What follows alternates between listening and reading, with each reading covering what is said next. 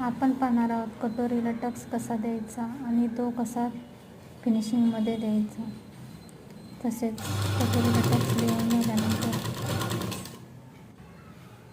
कटोरीचा बाजूचा भाग कसा जोडायचा, तो एकदम फिनिशिंगमध्ये कसा येईल.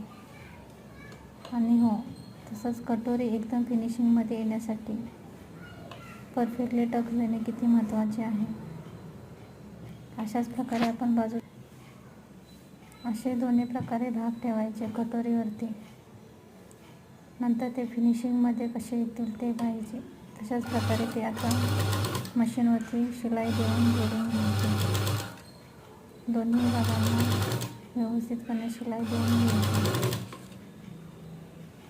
जसं की ते फिनिशिंगमध्ये आले पाहिजे. दोन्ही भाग परफेक्टली जोडून घ्यायचे.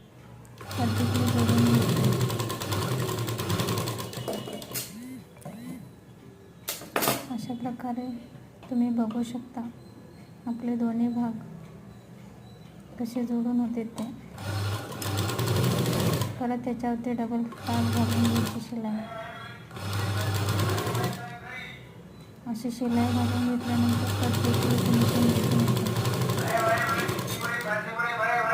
तुम्ही बघू शकता फिनिशिंग किती परफेक्ट आलेले आहे.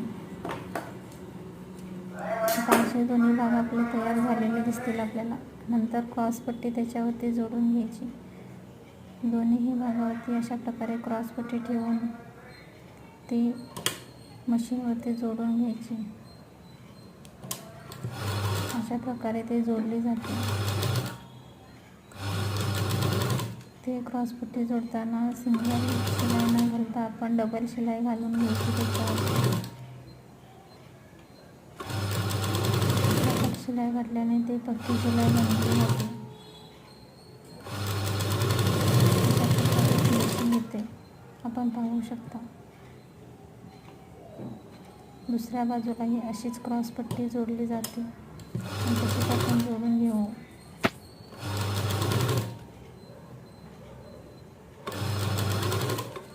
फिनिशिंग बघू शकता किती परफेक्टली येत आहे.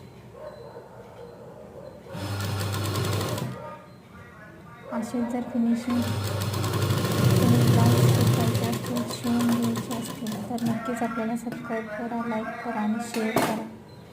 बघू शकता दोन्ही भाग किती परफेक्टली आहेत. अशाच प्रकारे क्रॉसपट्टी फोल्ड करून दोन्ही बाजूने आता त्याला शिलाई घालून द्यायची.